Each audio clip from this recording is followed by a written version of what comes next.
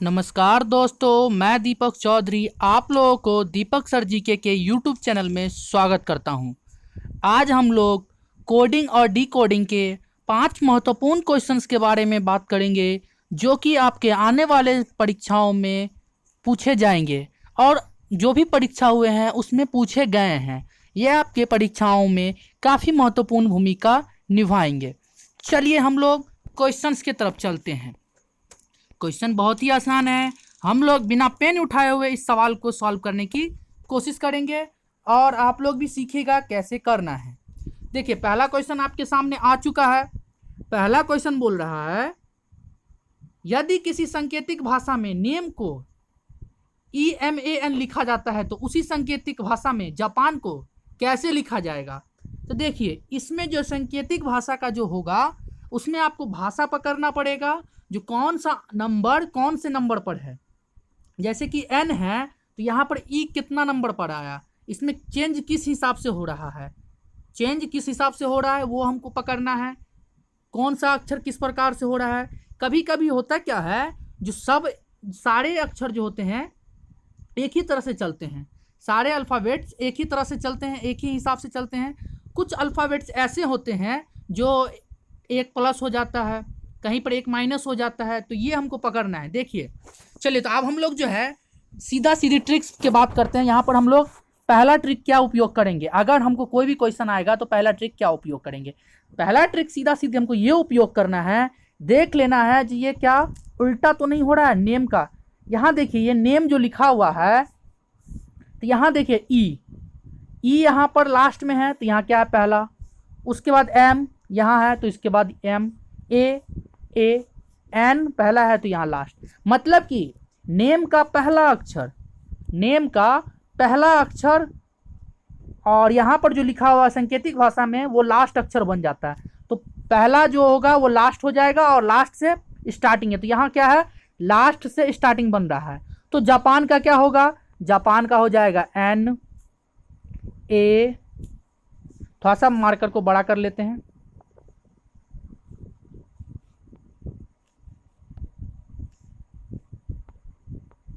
N, एक minute clean कर लेते हैं।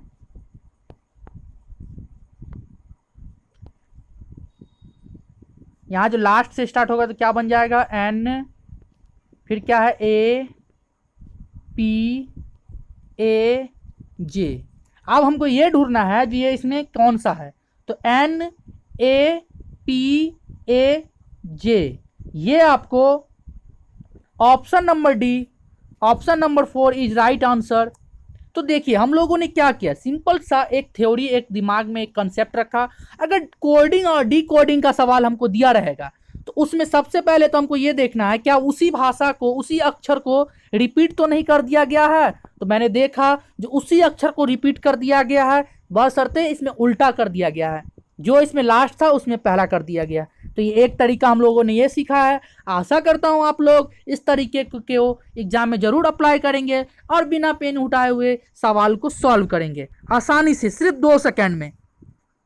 चलिए नेक्स्ट क्वेश्चन है, दूसरा नंबर क्वेश्चन है, यदि किसी सांकेतिक भाषा में काव को FRZ लिखा जाता है तो उसी सांकेतिक भाषा में पूजा को क्या लिखा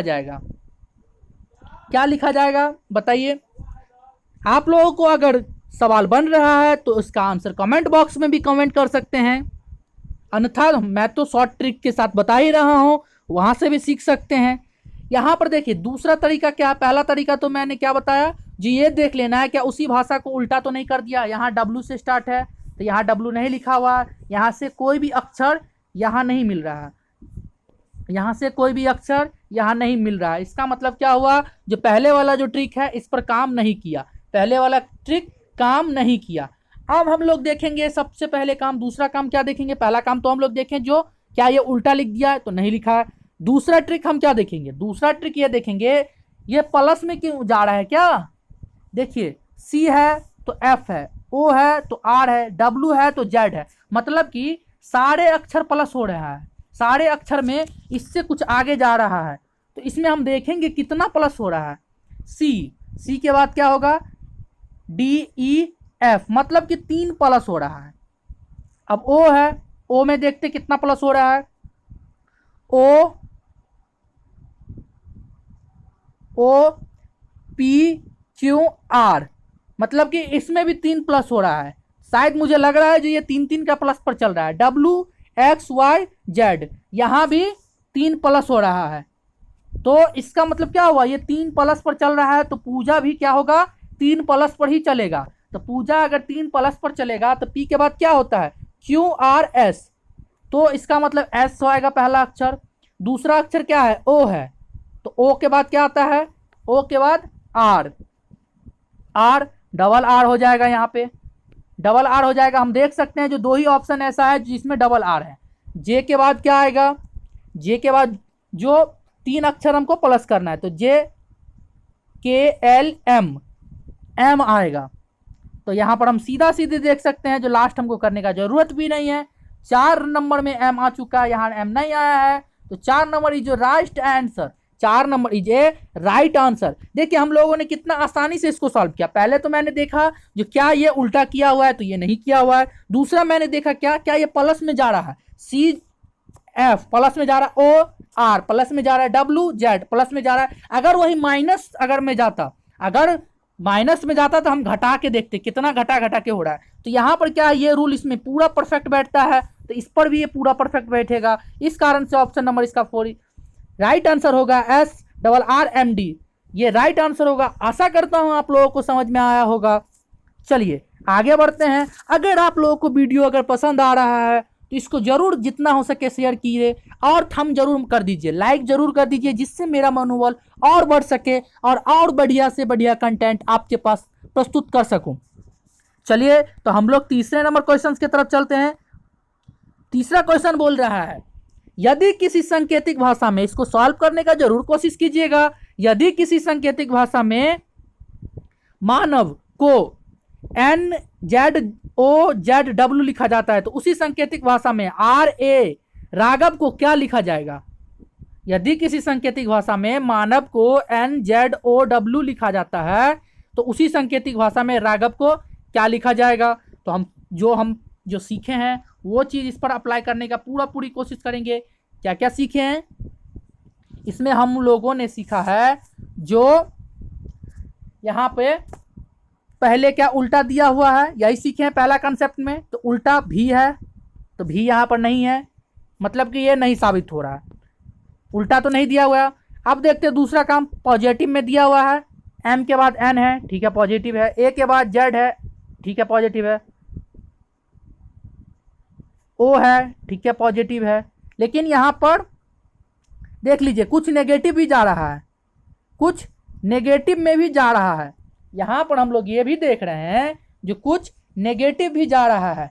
M के बाद देखिए, M के बाद N, M के बाद N हम लोग पकड़ते हैं, देखते हैं इसमें कैसे है रूल। M के बाद N तो कितना 1 प्लस है, क्या है 1 प्लस है।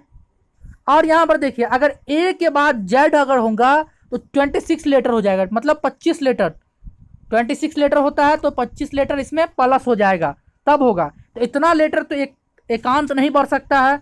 यहाँ पर अगर हम पीछे करेंगे तो क्या हो जाएगा, एक माइनस होगा, यहाँ पर एक माइनस हो जाएगा। फिर क्या है O, फिर है O तो फिर एक प्लस हो जाएगा। फिर क्या है N, M के बाद N, M A और N आया तो N के बाद O तो +1 हो जाएगा। फिर क्या है, फिर A है, फिर Z आया मतलब प्लस माइनस हो गया। अब क्या है V के बाद प्लस VW +1, मतलब कि क्या हो रहा है, पहले प्लस हो रहा है फिर माइनस हो रहा है, प्लस हो रहा है माइनस हो रहा है, प्लस हो रहा है माइनस हो रहा है। तो R के बाद क्या होता है, प्लस होगा पहला, S, A के बाद क्या होगा, माइनस हो रहा है दूसरा, Z, G के बाद प्लस होगा तो G के बाद H, और H के बाद माइनस होगा तो क्या हो जाएगा G। उसके बाद क्या है A के प्लस हुआ है, सॉरी A प्लस हुआ, ये माइनस हुआ, फिर प्लस हुआ, फिर ये माइनस हुआ तो A प्लस होगा तो क्या हो जाएगा B, ठीक है। अब V बचता है, V जो है आपको माइनस हो रहा है तो क्या हो जाएगा U हो जाएगा, क्या हो जाएगा U हो जाएगा। तो अब हम लोग देखेंगे जो किससे मैच कर रहा है, Z H G B U, तो 3 नंबर आपसे पूरा पूरी मैच कर रहा है, तो ये ऑल्सो राइट आंसर। आपको पसंद आया होगा, मुझे आशा लगता है। जो आपको शानदार ट्रिक है, ये आप आसानी से सॉल्व कर सकते हैं। मुश्किल से आपको 5 से 10 सेकंड लगेगा और आसानी से सॉल्व करके आंसर दे सकते हैं। यहाँ पर मैं आप लोगों को बता रहा हूँ, इसलिए हो सकता है समय लग रहा है, लेकिन अगर आप लोग पेन कॉपी पर बनाएंगे तो बहुत ही आसान समय में, बहुत ही कम समय में आसानी से क्वेश्चंस को सॉल्व कर सकते हैं। तो चलिए हम लोग नेक्स्ट क्वेश्चंस की तरफ चलते हैं। यहाँ पर हम लोगों ने तीसरा ट्रिक सीखा, जो प्लस माइनस दोनों हो सकता है। इससे पहले हम लोगों ने उल्टा लिखना सीखा था, उसके बाद पॉजिटिव लिखना सीखा था, उसके बाद प्लस माइनस हो सकता है, ये सीखे हैं। अब यहां पर देखिए, PRINT प्रिंट, उसके बाद लिखा गया इसमें RUMSZ लिखा जाता है। तो उसी संकेत इस भाषा में ड्रिंक को क्या लिखा जाएगा? बहुत अच्छा, कोई दिक्कत नहीं है। यहां पर हम लोग देख रहे हैं PRINT लिखा हुआ है, प्रिंट। और यहाँ पर देख रहे हैं, जो यहाँ पर टी नहीं लिखा हो तो उल्टा भाषा नहीं लगेगा। हाँ, क्या बोल रहा है? बढ़ते क्रम में है, बिल्कुल है बढ़ते क्रम में। पी के बाद आर है, आर लिखा हुआ है यहाँ पर, पी के जगह पे आर लिखा हुआ है, तो ये बढ़ते क्रम में है। तो आप देखते हैं कितना कितना बढ़ रहा है, इसमें देखते हैं कितना कितना। पी के बाद क्या हो रहा है? PQR, मतलब 2 प्लस हो रहा है। बहुत अच्छा। RSTU 3 प्लस हो रहा है। IJKLM 4 प्लस हो रहा है। फिर क्या हो रहा है? 5 प्लस हो रहा है। उसके बाद टी के बाद जेड 6 प्लस हो रहा है। मतलब कि हर एक भाषा में एक एक बढ़ते चला जा रहा है। तो यहाँ पर डी के बाद क्या होगा? डी के बाद एफ, क्योंकि 2 प्लस हो रहा है, 2 से स्टार्ट हुआ, 1 से नहीं हुआ है। उसके बाद आर, आर के बाद STU, एफ के बाद क्या होगा? यू होगा। आई के बाद क्या होगा? JKLM, ठीक है, 4 बढ़ेगा। तीसरा नंबर में 4 बढ़ेगा। एन के बाद यहाँ पर 5 बढ़ेगा। NMOPQR, यहाँ पर क्या आ जाएगा? पी आ जाएगा। क्यों आ जाएगा? यहाँ पर आपको पी आ जाएगा, ठीक है, यहाँ पर आपको पी आ जाएगा। उसके बाद क्या बचता है? के में कितना बढ़ेगा? 6 बढ़ जाएगा। LMNOPQRS, तो यहाँ पर पी के बाद क्या लग जाएगा? सॉरी, यहाँ पर जो है, यहाँ पे ये आंसर होगा FUMSR, मिट गया, कोई दिक्कत नहीं है। यहाँ पर हो जाएगा एस, यहाँ पर होगा, यहाँ पर पी नहीं एस होगा, ठीक है, क्योंकि एन के बाद क्या होता है? MNMOPQRS,